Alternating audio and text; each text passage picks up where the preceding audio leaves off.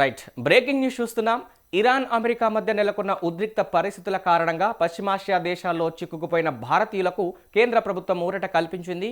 3 రోజులుగా నిలిచిపోయిన విమాన సర్వీసులను మంగళవారం నుంచి పాక్షికంగా పునరుద్ధరించారు. జెడ్డా, మస్కట్, అబుదాబి వంటి నగరాల నుంచి భారత్కు ప్రత్యేక విమానాలు ప్రారంభం కావడంతో ప్రవాస భారతీయుల కుటుంబాల్లో ఆందోళన కొంత తగ్గింది. గల్ఫ్ దేశాల్లో ఉన్న తమ పౌరులను సురక్షితంగా స్వదేశానికి తీసుకురావడానికి కేంద్ర ప్రభుత్వం అత్యవసర చర్యలు చేపట్టింది.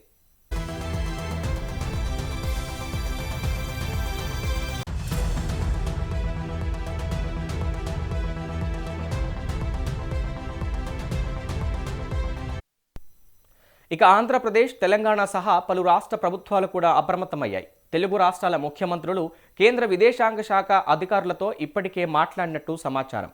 ఢిల్లీలోని ఏపీ భవన్, తెలంగాణ భవన్లలో ప్రత్యేక కంట్రోల్ రూమ్లు ఏర్పాటు చేశారు. అక్కడి నుంచి బాధితుల కుటుంబాలకు నిరంతరం సమాచారం అందిస్తున్నారు. జెడ్డా నుంచి హైదరాబాద్, ముంబై, ఢిల్లీకి 10 ప్రత్యేక విమానాలను ఇండిగో నడుపుతోంది. ఎయిర్ ఇండియా ఎక్స్ప్రెస్ కూడా మస్కట్ నుంచి కొచ్చి, ఢిల్లీ, ముంబై తదితర నగరాలకు సర్వీసులను పునఃప్రారంభించింది. ఎమిరేట్స్, ఎతిహాద్ వంటి అంతర్జాతీయ విమాన సంస్థలు దుబాయ్, అబుదాబి నుంచి పరిమిత సంఖ్యలో విమానాలను నడుపుతున్నాయి.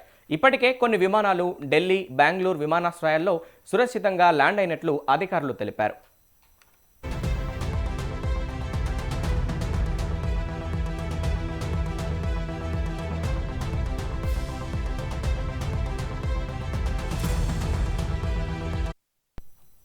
అయితే భద్రతా కారణాల దృష్ట్యా విమానయాన సంస్థలు ఇరాన్, ఇజ్రాయెల్ గగనతలాలను పూర్తిగా తప్పిస్తున్నాయి.